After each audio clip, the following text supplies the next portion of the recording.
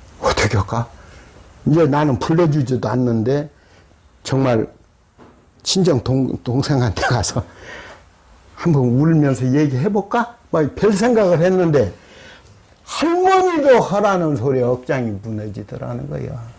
그러면 딸 부부는 그렇게라도 한번 구걸하다시피 200을 한번 마련해 볼까 했는데 당신도 마지막 극락길을 환히 밝히기 위해서는 49제 하지 마라. 이거 해라 200. 그러니까 어머니가 밥을 못 먹어요. 사찰에서 전화하면 발벌벌. 이게 두려움의 계산이야. 그 다음에 절에 못 가요. 왜 절에 못 가냐면은 차도 안 타고 걸어갈 거리래. 그런데도 보살 불를 때문에. 그래갖고 어머니가 밥도 못 먹고 딸이 이제 어머니가 언제 돌아가실 줄 몰라서 와 있는데 보면 막 가위 눌리고 깜짝깜짝 가위 눌리고 또 헛소리에 정말 돈 없습니다. 정말 돈 없습니다. 이게 그 80나산 먹은 노모가 꿈쩍에서 가위 눌리고 헛소리할 정도로 그 사찰 주진 싸가지 갚는 놈이죠. 처음은 저보고 무슨 뭐 저승사자, 그게 저승사자입니다. 없는 병을 만들어서 세상에 아들 셋을 했으면은 할머니 내가 알고 보니까 정말 부담 느꼈대요. 한 앞에 100씩 해줄게. 누구한테 바라지 뭐 하고 300은 돌려줘야지. 아니 수행자라면 사찰의 주지라면은 신도들한테 그런 공포심을 심어주는 신앙을 강요하다니. 그래서 순간적으로 80이 넘은 분들은 판단력이나 모든 게 흐려져요. 아들 셋 하라고 했을 때도 아닙니다. 저한테 600이 있지만은 이건 금싸레기 같은 돈입니다. 스님 죄송하지만은 좀 부자들이 동참하도록 하고 저한테 부담 주지 마세요. 말이 안 나오도 50대, 60대라면 얼핏하게라도 자기 표현을 해요.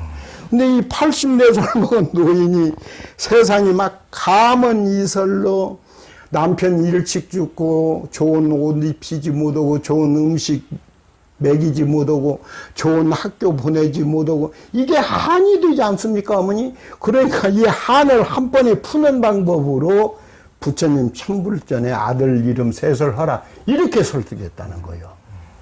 그래서 정말 이런 식이라면 80을 넘긴 어른들은 그 스님들의 강요된 신앙으로 마음에 어둠이 쌓이기 전에 그저 집에서 손주들 오고 오손도손 가정 생활 불교를 이어갔으면 하는 생각이 있어서 어느 이제 기회가 된다면 85세 이렇게 80세가 훨씬 넘긴 분들은 가정 신앙을 했으면 그런 의미가 담겨 있었던 겁니다. 향모 스님이 아니시면 누가 이런 말씀을 해주시겠습니까? 참 너무나 참 가슴이 아프네요. 그게 참 얼마 전에 그 댓글에도 우리 댓글에도 그러니까 저한테도 메일을 이제 그런 메일이 종종 오는데 자기 어머니가 그런 식으로 향모 스님 말씀하신 그 살이 비슷해요. 자기 어머니가 그런 식으로 너무 가난한데 그렇게 저러다 갔다 와 접어버렸는데 자기를 어떻게 해야 될지 모른다고 우리 먹고 살 거 하루 끼니를 걱정하는 사람인데 네, 그러셨다고 저한테 댓글을 보는데 요즘에는 자기 자발적 기부에 대해서는 어떻게 할 방법이 없으니까 그걸 미리 조심하지 않으면 그 방법이 없거든요. 네. 그러니까 그 일본의 아베 총리를 쏴 죽인 그 청년도 통일교에 자기 엄마가 다 갖다 바쳐버리니까 그때부터 분통이 터져가지고 그걸로 이제 그 통일교하고 아베하고 뭐 연관설이 있다고 생각해서 이제 아베를 총리를 한 거거든요. 이제 그런 거라든가 얼마 전에도 뭐 요즘에 뭐 그 나는 신이다 뭐 넷플릭스 그런 사이비 종교들 난리 났지만 그대로도 거기도 나오는 만민중앙교회 이재용 뭐 목사 뭐 온갖 문제가 많고 또 성추행으로 감옥에 가고 그런데 저번에 PD 수첩 난 것도 자기 이제 감옥에 간 아버지 대신 쌍둥이 딸들이 온갖 화생활 하면서 그 신자들한테 가스라이팅 해가지고 계속 그렇지고 헌금을 강요하고 하니까 거기 나온 거 보면 그 사례가 너무 비슷합니다. 어떤 분은 평생을 반찬 아무것도 없이 간장만 비벼 먹는 거, 간장. 진짜 김치 하나도 없이.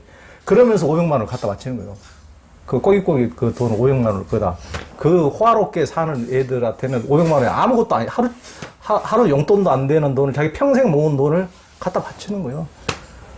그러니까 스님께서 이렇게 그 말씀, 그런 사람이 아끼가 아니고 어떤 사람들이 아끼겠는가. 종교인이 아니고 참 그런 생각이 듭니다. 참으로 참, 그러니까 스님께서 종교인 스스로가 이런 말씀을 해주시는 분은 참 드물죠. 참.